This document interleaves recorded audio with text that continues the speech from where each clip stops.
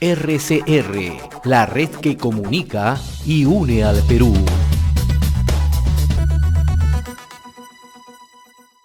Somos RCR, Red de Comunicación Regional. A esta hora vamos a comenzar, le vamos a dar la bienvenida a la doctora Tania Rodas, ella es congresista por la bancada de Alianza para el Progreso, y le agradecemos la amabilidad que tiene con RCR, Red de Comunicación Regional. Qué gusto saludarla, doctora, muy amable, muy gentil. ¿Cómo estás, José? Muy buenos días y saludar por tu intermedio a todo el país. Y verdaderamente estoy escuchando tus palabras.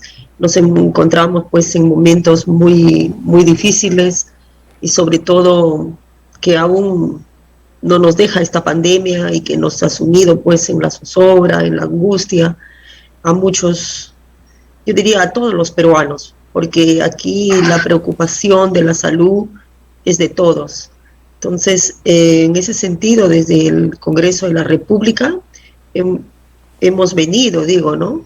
No a título personal, hemos venido trabajando incansablemente para fortalecer y dar las herramientas al Ejecutivo para vencer esta pandemia.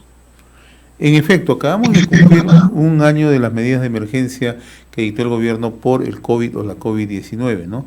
Y la situación es bastante preocupante, ¿no? No tanto, no tan solo en el plano sanitario, en el tema de salud, también en el tema de la economía, ¿no? Y usted está solicitando justamente que en estas circunstancias se aplique un shock de inversiones en salud, ¿no? ¿Con qué propósito, no? De un equipamiento para la mejor infraestructura, para mejores condiciones al personal médico, ¿no?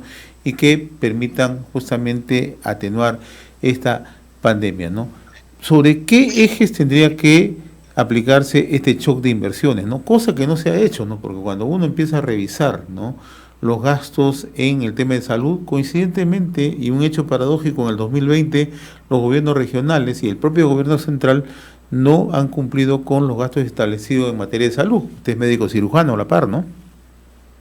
Así es, mi estimado, efectivamente estoy pidiendo en este momento un show de inversiones en salud, los cuales tienen que ser encaminados a fortalecer el primer nivel de atención con enfoque comunitario y paralelamente fortalecer los hospitales del tercer nivel, porque ¿qué es lo que vemos ahora? Hospital Loaiza, Hospital San Bartolomé, los diferentes, el Hospital de Ate, los diferentes hospitales de las diferentes regiones del país, por decir en el caso de la región La Libertad, Lambayeque, Piura, Tumbes, Arequipa, Apurímac, Loreto, entre otras regiones. Lo que vemos son las tremendas brechas en cuanto al equipamiento, al recurso humano, a la parte logística, que no ha sido cubierto a la fecha. Entonces, ¿qué es lo que podemos ver nosotros en cuanto al presupuesto del año pasado para este año? El año pasado tuvimos un presupuesto para salud de 18.600 millones de soles. Y el gasto, incluida la pandemia, a diciembre fue cerca de 22.000 millones de soles. No, perdón, cerca de 24.000 millones de soles. Y nosotros iniciamos este año con un presupuesto de casi 22.000 millones. O sea, estamos hablando de 2.000 millones menos de presupuesto para el sector salud. Lo que se tiene aquí que encaminar es con respecto a lo que mencionó usted hace un momento, de que los gobiernos regionales no están ejecutando, ¿no?, el presupuesto. Eso es lo que usted me quiso decir, ¿no? Pero justamente, ¿por qué no se ejecuta? Porque dentro del Estado hay unas tremendas trabas administrativas y burocráticas en cuanto a los requisitos que se tiene que reunir, o las diferentes regiones o las diferentes unidades ejecutoras no cuentan con ese equipo técnico para cumplir a cabalidad y que estos expedientes, cuando sean presentados hacia el Ministerio de Salud y que llegue al MEP, esto no sea, digamos, observado. Hay un buen número de proyectos que son observados, entonces ahí es donde el Estado también está fallando. ¿no? Entonces, como que el Ministerio de Salud da sus direcciones hacia los gobiernos regionales y los gobiernos regionales a través de sus direcciones regionales de salud.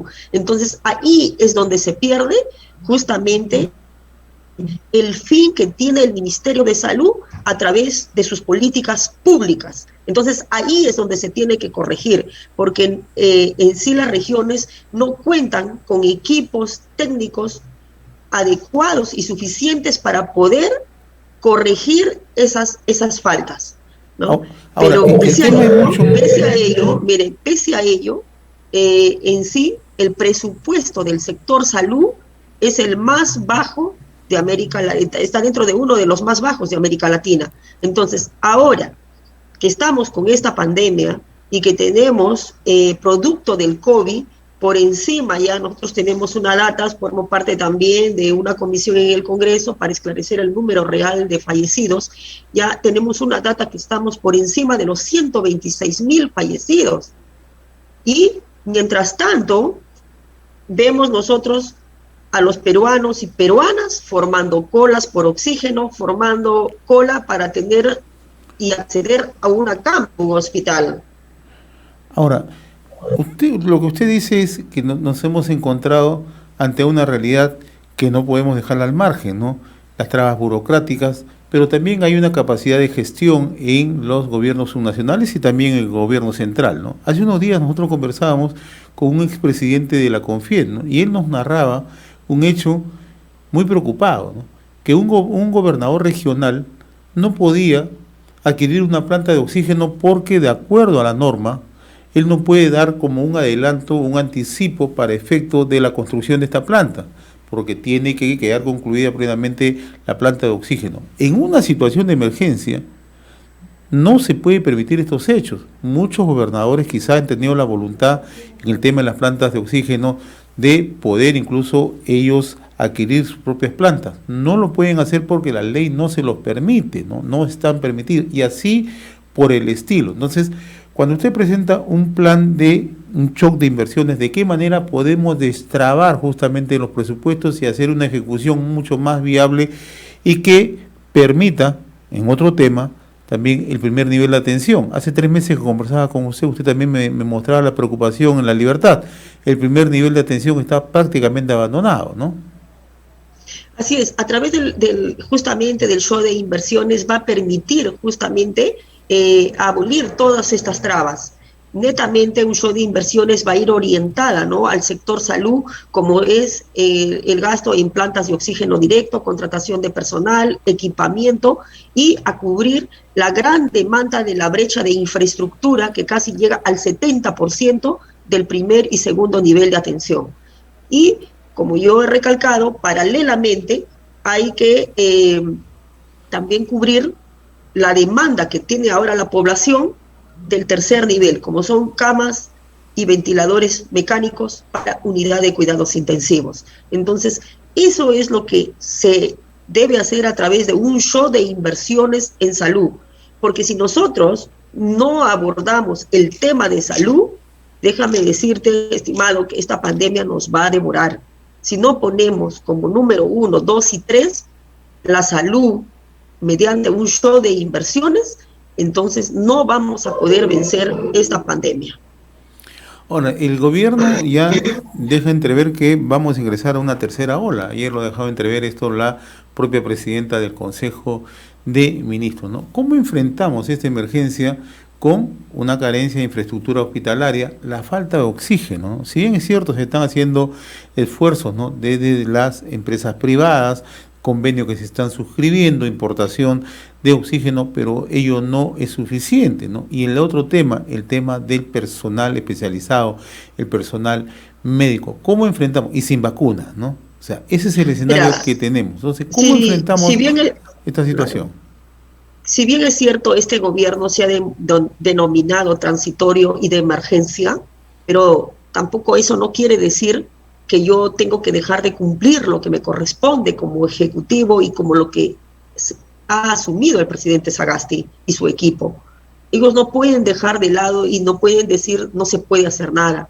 Yo creo que si el legislativo lo ha puesto ahí, es para que solucione problemas. Y lo que nosotros en este momento no estamos viendo, esa capacidad de gestión, sobre todo del equipo, de los diferentes ministros y de la Premier, para abordar el problema.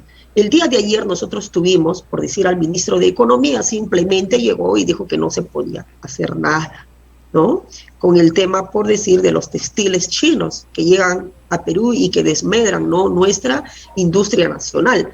Entonces, no vamos a esperar que venga un Salvador el 28 de julio y se siente en el sillón de Pizarro. No, en 4 o 5 meses el número de muertes producto de la pandemia y producto del hambre y producto de la miseria, esto puede ser 2 o 3 veces más. Entonces ahora es el momento.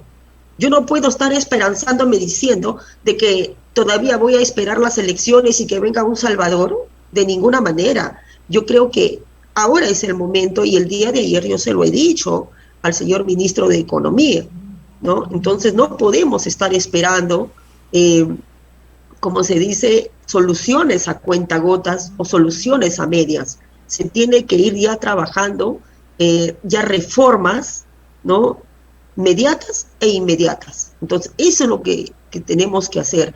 En cuanto al show de inversiones, yo voy a seguir diciéndolo, incluso el día de hoy ya vamos a ingresar al pleno, ¿no? Nuevamente lo voy a volver a repetir, porque es necesario que el Perú no gaste sus energías en otras cosas. Tiene que gastar sus energías mediante un show de inversiones en salud, que es lo que nos va a permitir fortalecer la economía y salir adelante, pero con una política de salud pública, con fortalecimiento del primer nivel y enfoque comunitario. Si no, no vamos a poder vencer esta pandemia. Bien, antes de culminar, usted también es candidata, tengo entendido, al Parlamento Andino por Alianza por el Progreso, ¿no? ¿Cómo va la campaña?